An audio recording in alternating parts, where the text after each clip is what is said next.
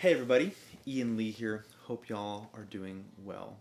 In today's video, we're going to take something we might commonly call A13, and we're going to move it inside of one of Barry Harris's scales of chords so that we can liberate this chord from its box that we may know it as, and we can open it to all kinds of pretty movement and different kinds of resolve all over the neck. We're going to do this inside of a 2-5-1, so we'll be playing in the key of D.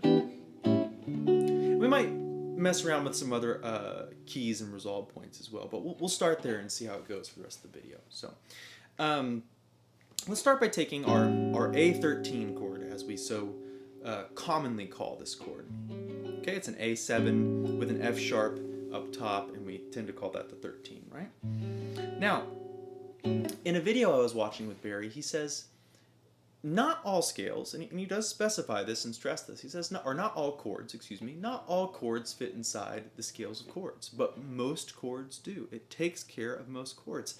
And actually, most chords can fit inside multiple scales of chords.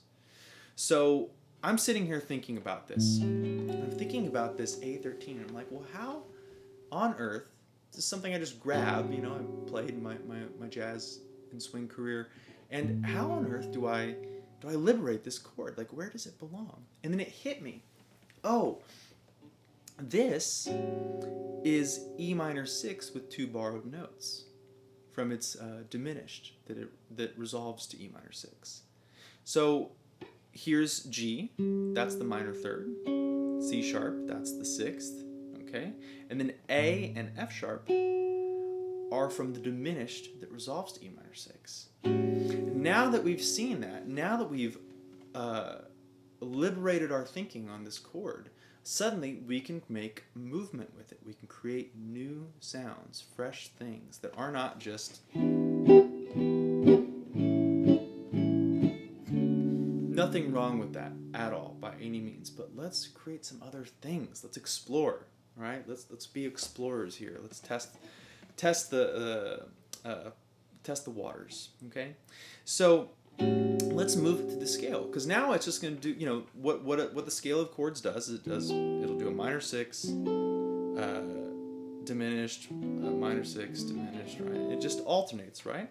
So these notes are going to do the exact same thing. These two diminished notes are going to become part of the minor 6, and these two minor 6 notes are going to be part of the diminished, and it just keeps doing that. The shapes look like this.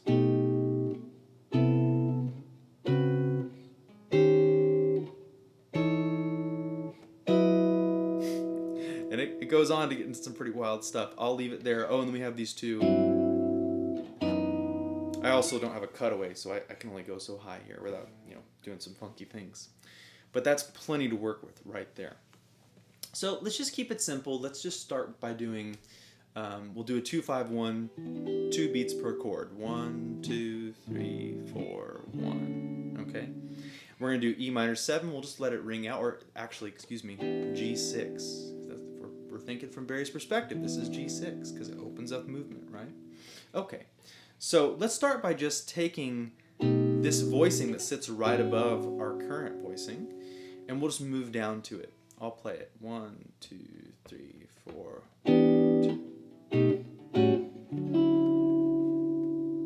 Right? I think it'll resolve prettier actually with the F sharp in the melody. Let's try it again.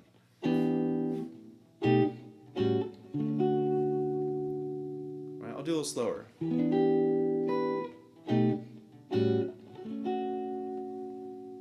Okay. Let's expand this a little bit. So let's go ahead and make it where each chord gets 4 beats, or a bar, right? So we'll do 1, 2, 3, 4, 1, 2, 3, 4, etc. Okay, so let's just keep this G6 where it is. I might play a little melodic movement on it, but then we'll do some other things with the scales of chords around this E minor 6. Okay.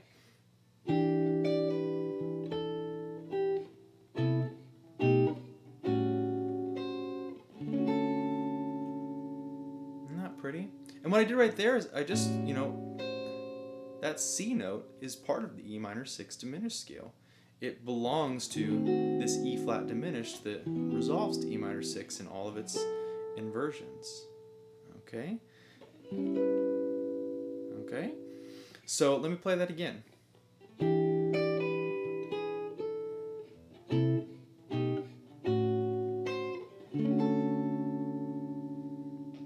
And that's so cool to me. I mean, look at that. We just liberated this voicing, and we opened it. We just, blew the top off and opened it up to all kinds of stuff. So let's do.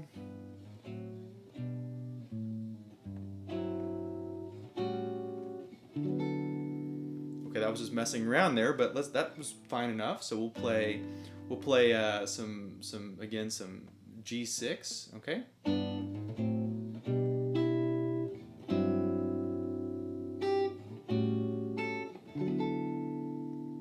Okay, just use one of these voicings down here. So I just went.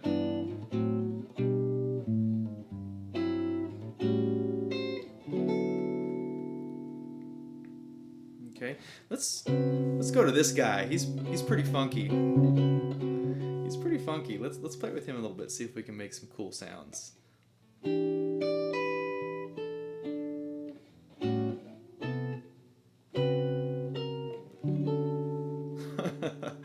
Oh, who would have thought to play that?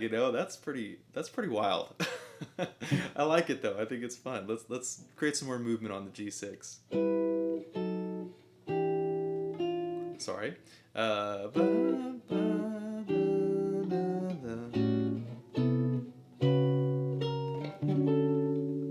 mean, come on, man.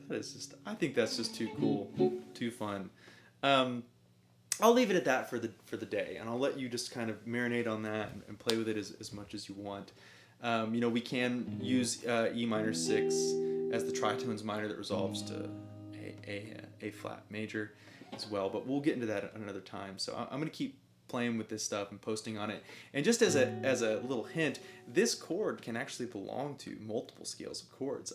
I've discovered so far as I've been thinking about it, it can belong to D major 6 diminished, D7 diminished. It can be part of G7 flat 5 diminished. It can also be part of B flat minor 6 diminished. And all those things will change as we move along, right? And actually, I don't want to end. I want to play with a little more kind of intervallic movement here. So let's do something like.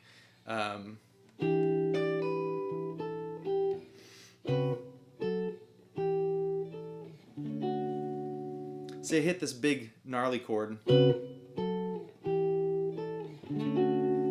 then I use some tenths to get where I was going on the E minor 6. You can use thirds, sixth, etc. All of it, right? Okay. Thank you so much for watching, y'all. I really appreciate this. I hope y'all are having as much fun as I am, and learning and growing and experimenting and exploring all the beautiful music we can make. Okay, have a great day, and I'll talk to y'all soon.